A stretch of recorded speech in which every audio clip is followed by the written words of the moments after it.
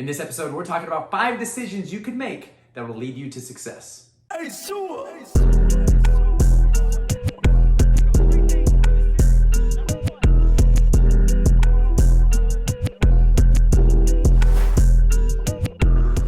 guys, welcome to my YouTube channel. Thanks for joining us. If you haven't subscribed already, please subscribe and hit the bell so you know when the next video comes out. Today we're talking about decision making. Elite decision makers end up having success in every aspect of their lives. And I want to share with you 5 decisions you can make today that are fully in your control that will lead to success in anything you do. Now, these are adapted from Carol Dweck's work with Fix and Growth Mindset, and she's a professor out of the University of Stanford. Decision number 1, you need to decide that you will learn from failure. We did an entire episode on that already, but deciding that you're going to learn from failure instead of being emotionally disabled from it will put you ahead of the pack. You need to be able to learn from failure. You need to be able to embrace it. You need to be able to stare at it, pick it apart so that you know how to succeed next time. Now, a little corollary principle to this is also learning from success. There's that phrase out there that says you either win or you learn. I can't stand that phrase. The reason I don't like that phrase is because it implies that you don't learn from success.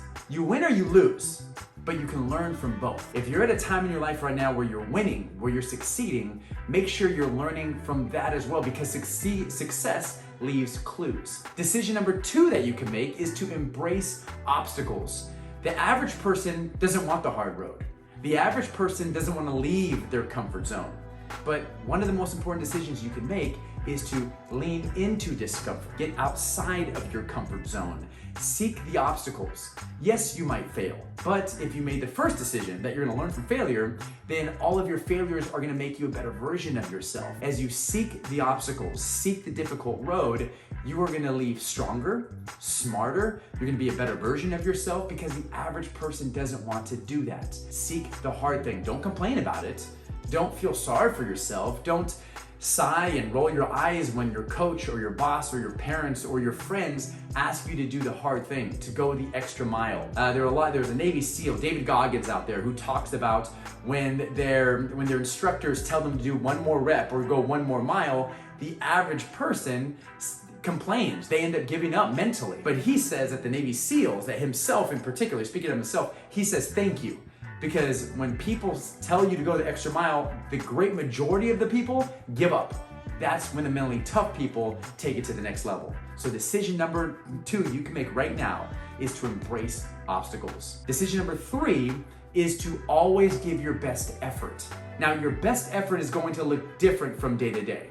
You're not going to feel 100% all the time. You're not going to feel good every day. And if you only work hard and give your best efforts on the day you feel good, you're going to struggle. You need to learn how to give your best with what you've got today. If you only feel 75%, give all of that 75% instead of feeling sorry for yourself for the 25% you don't have.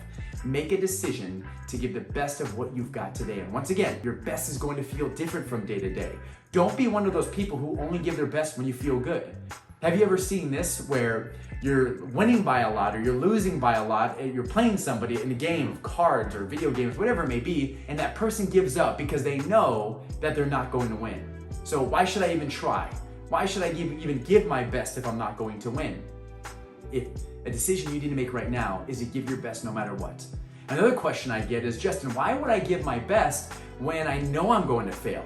That's embarrassing. Yes, it might be embarrassing to give your best and come up short.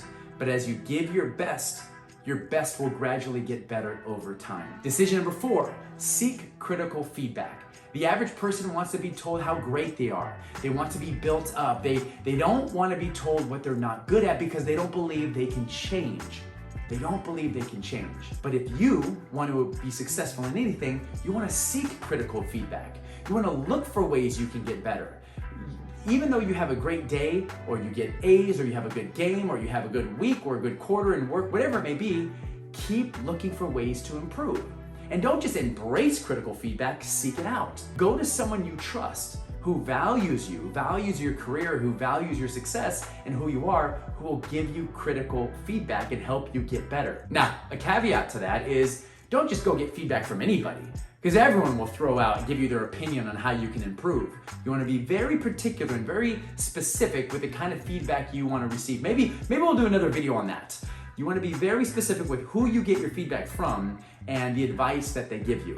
Which leads us to our fifth and final decision you could make in order to be an elite performer, which is to be inspired by the success of others.